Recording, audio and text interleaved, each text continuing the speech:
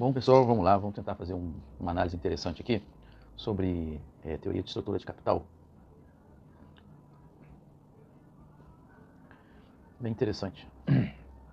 Bom, vamos começar com a seguinte hipótese. Imagina que você descobriu uma ilha e tem muitas riquezas nessa ilha e você tem lá um lucro por ano, tá? Que é de 100 mil dólares ou 100 mil reais, o que é, por ano, ok?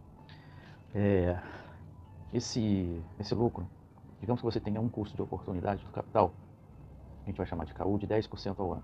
Bom, essa ilha tem riquezas infinitas, então vai te gerar esse lucro anual aí num período que nós podemos chamar de perpétuo, no mínimo 500 anos de riqueza, que você pode explorar ininterruptamente.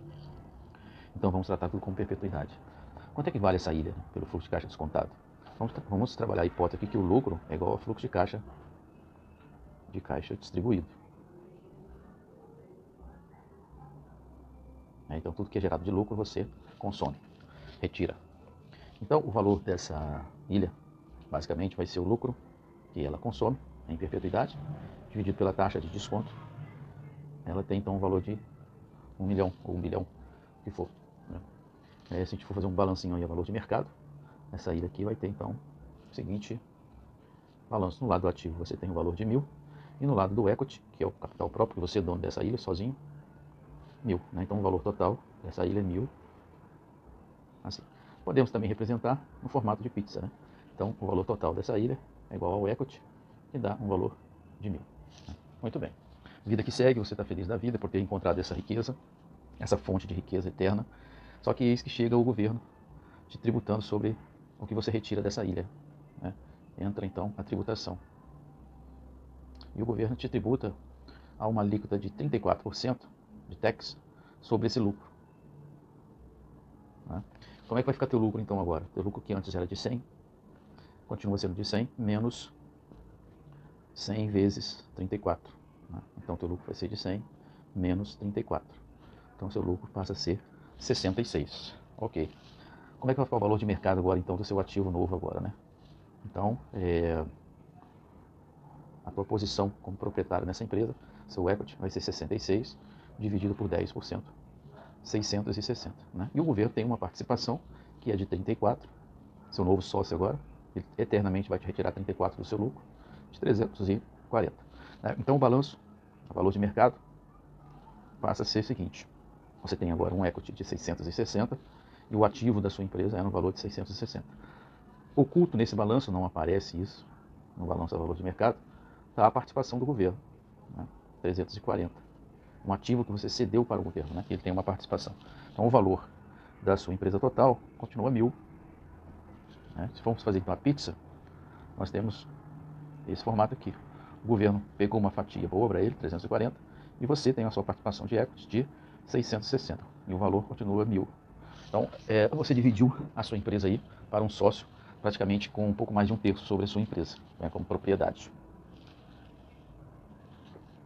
Só que existe agora a oportunidade de você tomar um dinheiro emprestado. Vamos fazer aqui o efeito da alavancagem financeira.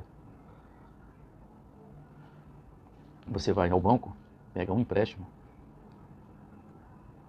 de 260 a 7% ao ano. Para sempre. Porque para sempre é uma dívida perpétua. Você só paga os juros, nunca paga o principal. Bom, o que vai acontecer com a situação agora? Se você for fazer um balanço contábil apressado, a situação vai ser essa aqui, né? Se antes você tinha um ativo de 660, você vai continuar com um ativo de 660. Agora você tem uma dívida de 260. Então você tem um equity que é de 400. Né? Só que o que nos interessa, aqui o governo continua, né? Ocultamente aqui, 340. Então o valor total da empresa continua 1.000, sem problema. O problema é que esse aqui é um balanço a valor contábil. Nós precisamos calcular esse balanço após esta operação a valor de mercado. Para calcular o balanço a valor de mercado, nós temos que considerar o seguinte, que a dívida ela vai causar um efeito benéfico para o acionista por conta da possibilidade que a Receita Federal dá no cálculo do imposto de renda. Quando uma empresa ela toma dinheiro emprestado, os juros da dívida é uma despesa que pode ser dedutível no imposto de renda, né? Então, efeito do imposto de renda após a dívida. Né? A dívida provoca uma despesa financeira que pode ser deduzida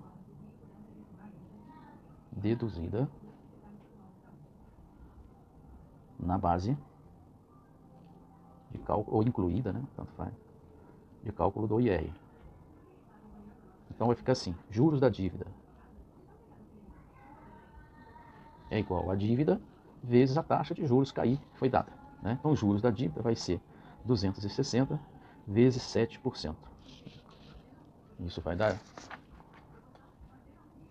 18,2. Então esses 18,2 vão ser dedutíveis do imposto de renda, né? Muito bem, vamos ver como é que fica isso então, em termos aí de lucro. Como é que fica o lucro da empresa agora? O lucro antes,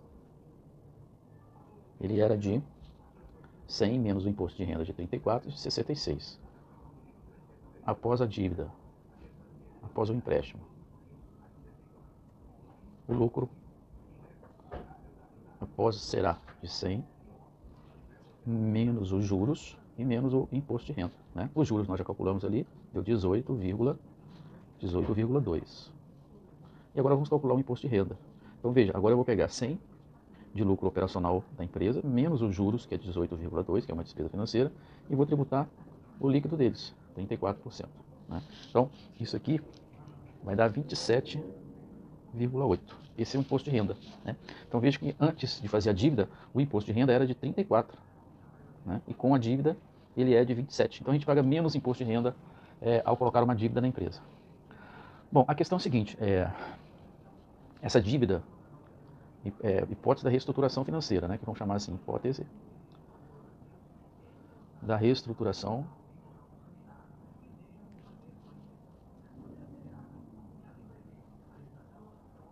o que acontece? Essa dívida, se você for olhar no balanço contábil aqui, apressado, esse balanço não serve para nada, essa dívida ela foi tomada pelo banco, mas não foi investida no ativo, ela foi utilizada para reduzir o capital próprio. Então, a empresa pegou esses 260 e entregou para o acionista, fazer o que quiser com esse dinheiro, pagou como dividendos. Né? Esse dinheiro entrou no bolso do acionista, para ele consumir à vontade. E ele fica com uma participação menor na empresa. A participação contábil é essa de 400, mas a de mercado é que nos interessa. Muito bem. Então, a hipótese da reestruturação financeira a dívida é usada para devolver capital aos acionistas. Muito bem, então vamos agora verificar como é que fica então o balanço, o valor de mercado dessa nossa empresa aí. Valor de mercado em perpetuidade, né? Então o primeiro cara aí é o governo, que é o nosso sócio oculto. Bom, ele agora arrecada da gente 27,8, dividido aí pelo custo de capital, que é 10%. Ele tem então uma participação na empresa de 278. O credor, que é o banqueiro, ou debenturista, tem uma participação na empresa de 260. Né? A empresa toda, né, o valor dela todo, sem nenhuma hipótese dessa de acionista, de imposto de renda de governo nem de banqueiro, é o lucro operacional puro dela dividido por 10%, que é o valor de 1.000. Né? Então, a participação do acionista é 1.000, que é a empresa dele, menos o que ele cedeu para o governo, 278, e menos aquilo que foi pegado emprestado com o credor, né, com o banqueiro. Então ele tem uma participação de 462 agora na empresa. Então como é que fica o balanço? Balanços a valor de mercado. Então aqui a empresa não alavancada e aqui a empresa alavancada. Então a empresa não alavancada, ela, lembrando aí, que ela tinha a seguinte proporção: um ativo de 660, um equity de 660 e o nosso sócio oculto, o governo, com ativo 340 e a participação dele de 340. Então o valor total da empresa, 1.000 e 1.000. Bom, com a alavancagem, como é que vai ficar? A gente tem aqui agora uma dívida de 260, temos o equity que a gente acabou de calcular, que é de 462. Então nós temos um ativo aqui, a valor de mercado, de 722. E o nosso sócio oculto, o governo, pela conta que nós fizemos aqui, 278. 278. Então o valor total da empresa, 1.000. Isso não alterou em nada o valor da empresa, né? Então o que houve aqui? Houve uma redução na participação do acionista, de 660 para 462, e uma redução na participação do governo, né? Isso provocou aqui um aumento no ativo aqui no valor 660 para 722. Bom, vamos ver como é que fica aí com relação à teoria da pizza, fazendo os gráficos de pizza, tá? Bom, o gráfico, no início, quando não tinha o governo na ilha, né? A pizza era toda do proprietário. Tinha um valor de 1.000 aqui. Então o valor era igual ao valor de equity, valor de 1.000. Com o governo, a pizza foi dividida um pedaço para o governo, 340, e o equity 600 e 600. Com a alavancagem, a pizza, aqui, né, o valor também continua 1.000. Com a alavancagem, o equity, a gente viu aqui no balanço que passou para 462. 462, o governo passa a ter uma participação menor, 278, e tem a dívida agora no valor de 260. O valor total continua 1.000, não alterou em nada, né? Muito bem. Bom, mas o acionista se ferrou nessa, porque ele tinha uma empresa que valia 1.000, se era só dele. Aí veio o governo, te lascou-te um confisco de 340. Depois ele botou uma dívida e ficou com 260. Será que foi uma boa para ele? Bom, vamos analisar agora do ponto de vista, então, da evolução das riquezas, né? Evolução das riquezas. Ou alteração das riquezas, né? Então, o primeiro caso é o governo. O governo antes, ele agora ficou com 278 e antes ele tinha 340. Então, ele perdeu aí 62 nessa brincadeira, né? Por ele permitir a dedução dos juros na base de cálculo do imposto de renda. E o acionista, que é você, dono da empresa, como é que fica? Bom, a variação de capital próprio dele vai ser, ele ficou agora com 462 menos o que ele tinha, 660, antes de fazer a dívida. Então ele ficou aqui com uma redução de 198.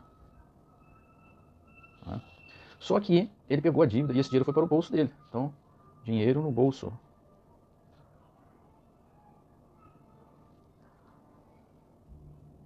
Pela dívida. Né? Dinheiro no bolso pela dívida. 260. Ok?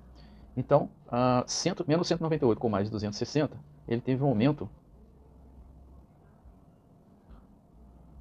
na riqueza. 62. Certo?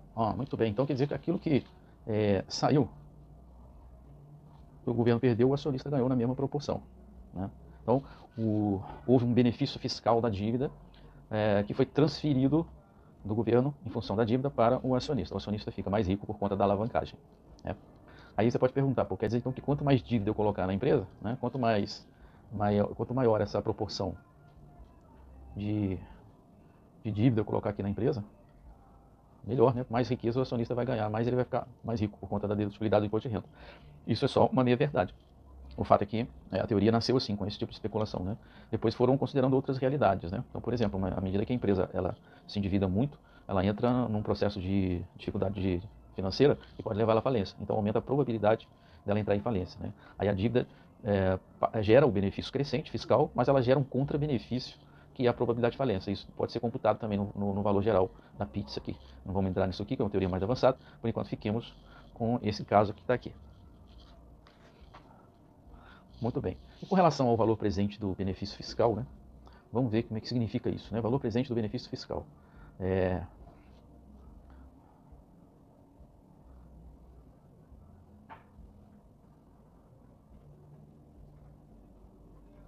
o valor presente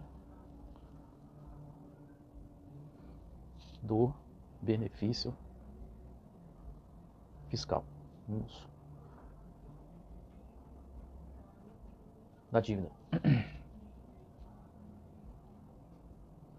Nós vamos colocar aí a sigla VP, benefício fiscal da dívida, VP-BFD. Né? Então, o valor presente do benefício fiscal da dívida, ele é também calculado em função da perpetuidade, que é os juros que você paga sobre a dívida, vezes a alíquota do imposto de renda. Dividido isso aqui por uma taxa de desconto. Então, valor em perpetuidade. Muito bem. Aí nós temos duas hipóteses com relação à taxa de desconto. Tá? Nós temos aí duas hipóteses. A hipótese A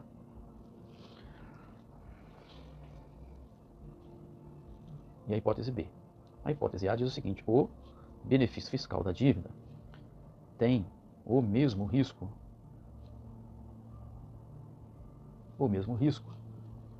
da dívida e, portanto,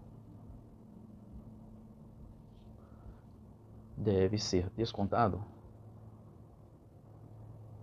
a valor presente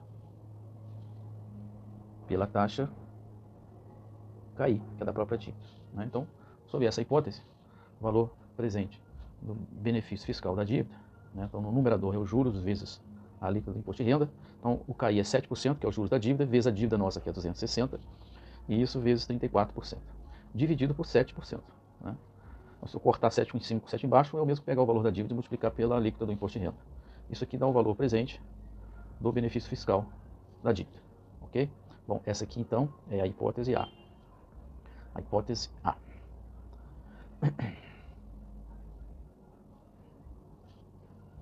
Vamos... A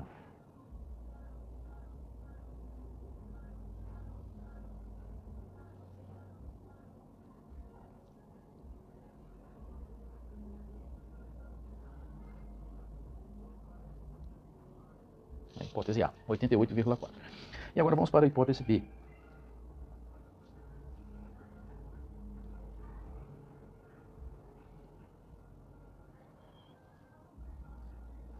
A hipótese B.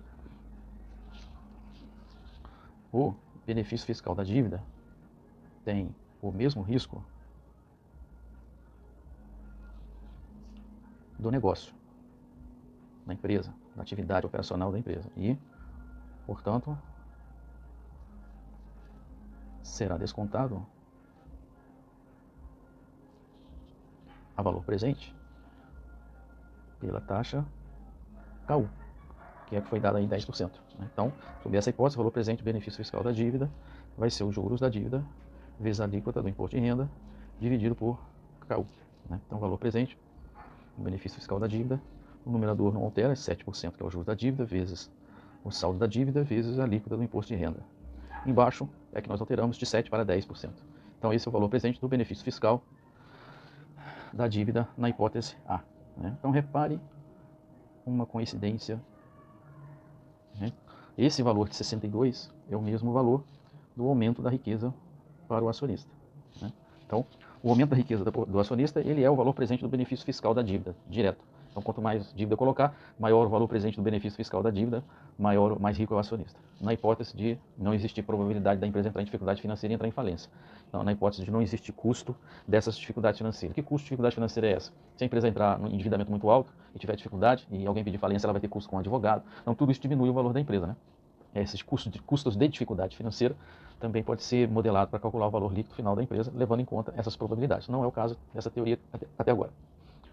Então, se a gente considerar a hipótese A, o aumento da riqueza do acionista é 88. Né? Então, ou seja, o benefício fiscal da dívida tem o mesmo risco da dívida, que, portanto, é descontado pela própria taxa da dívida, é trazido a valor presente. Se o benefício fiscal tem o mesmo risco do negócio, eu desconto isso por 10%. Né? O que nós fizemos então foi considerar, naqueles cálculos anteriores nossos, a hipótese B. Né? Vamos fazer um resumo. Como é que fica o balanço da empresa sobre essas hipóteses todas? Os livros de finanças corporativas consideram a hipótese A. Tá? Então, a hipótese A é utilizada porque o argumento deles é que a dívida, de fato, tem o benefício fiscal da dívida, vai acompanhar o risco da dívida e não do negócio. Então, os livros, a teoria, né, considera a hipótese A. Então, resumo dos valores da sua participação como acionista, do equity. Okay? Então, vamos lá. O valor do equity, né, da sua participação, é o valor da empresa, né, não alavancada, vamos botar um NA aqui de não alavancada, mais o valor presente do benefício fiscal da dívida, menos a dívida. Certo? Veja que aqui nessa equação não está aqui a participação do governo, que ela é oculta. Mas a gente vai colocar na pizza mais tarde. Bom, como é que a gente calcula então o valor da empresa não alavancada? É o lucro operacional que ela tem original de 100, né, dividido pelo custo de capital, que é de 10%. Então ele passa a ser de 1.000. Muito bem. O valor presente do benefício fiscal da dívida na hipótese A. Né? O risco do benefício fiscal é igual ao risco da dívida. A gente já calculou que ele é 88,4. Então o valor do equity vai ser 660 mais 88,4. Perdão, fiz aqui um erro aqui, só vamos recalcular aqui. O valor da empresa não alavancada, com a participação do governo, é 100 menos 34, dividido por 10%. 660. Então o valor do equity vai ser 660 mais o benefício fiscal da dívida, vamos fazer aqui primeiro, né? O valor presente do benefício fiscal da dívida, na hipótese A, é de 88,4. E a dívida, a gente já sabe que a participação na empresa dela é 260. Então o valor do equity vai ser 660, que é o valor da empresa não alavancada, mais o benefício fiscal da dívida, e menos 260, que é a dívida. Então o valor do equity é de 488,4. Na hipótese, então, A, né, fazendo aí os cálculos sobre a hipótese A. Okay, né? Ok. Agora a gente vai fazer os cálculos sobre a hipótese B.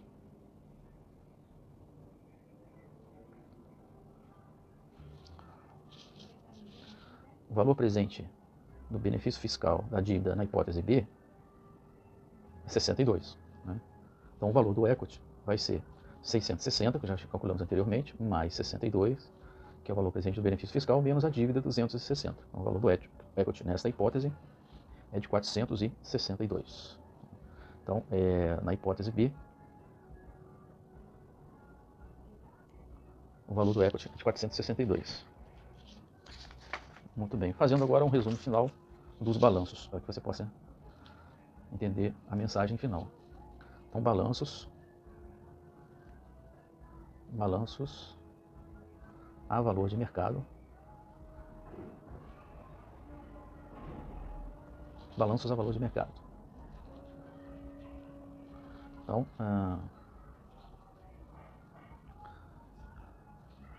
a empresa desalavancada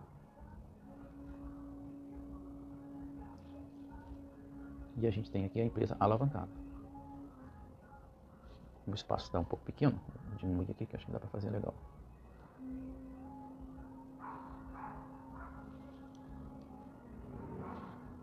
Então eu tenho aqui o balanço antes da alavancagem, ele tinha essa configuração, né?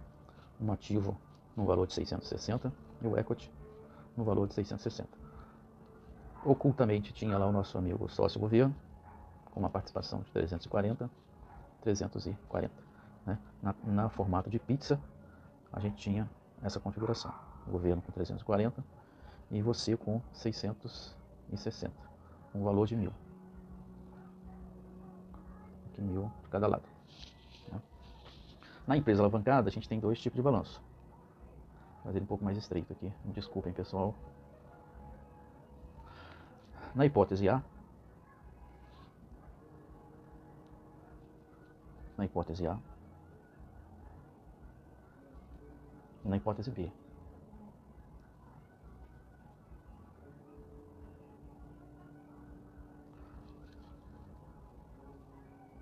Então, ocultamente aqui na hipótese A e aqui na hipótese B. Okay? O governo tinha 200 e... vamos fazer na hipótese B, que foi a original que nós fizemos. Né? O governo ficou com 278 participação da empresa, né? E a gente ficou com o ativo assim, o ativo A 722, a dívida 260 e o equity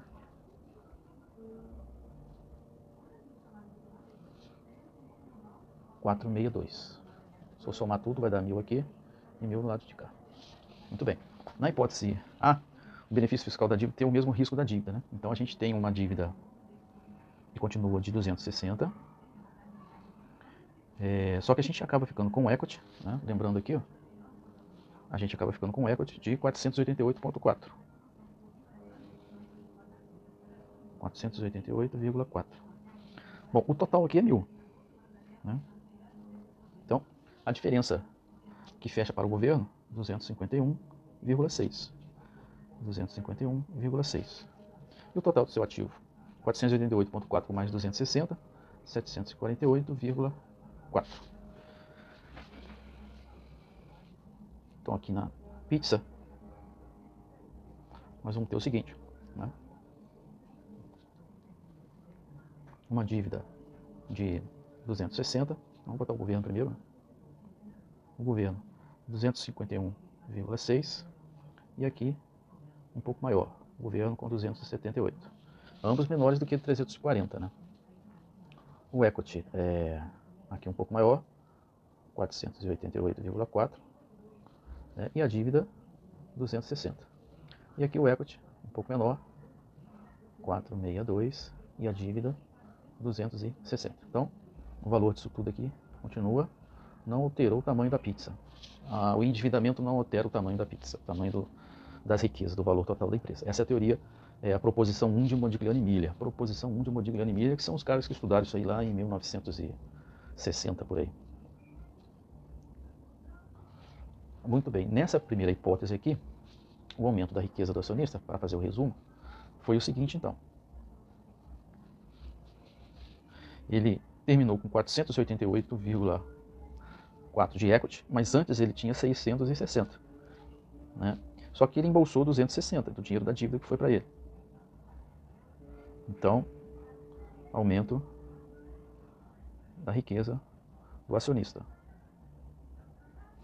88,4. 88,4. Mesmo valor presente do benefício fiscal da dívida. E no lado de cá, a riqueza do acionista era de 400, ficou em 462, era de 660, mais os 260 da dívida. Isso aqui, fazendo as contas, 62. Também aqui então nós temos o mesmo valor presente do benefício fiscal da dívida.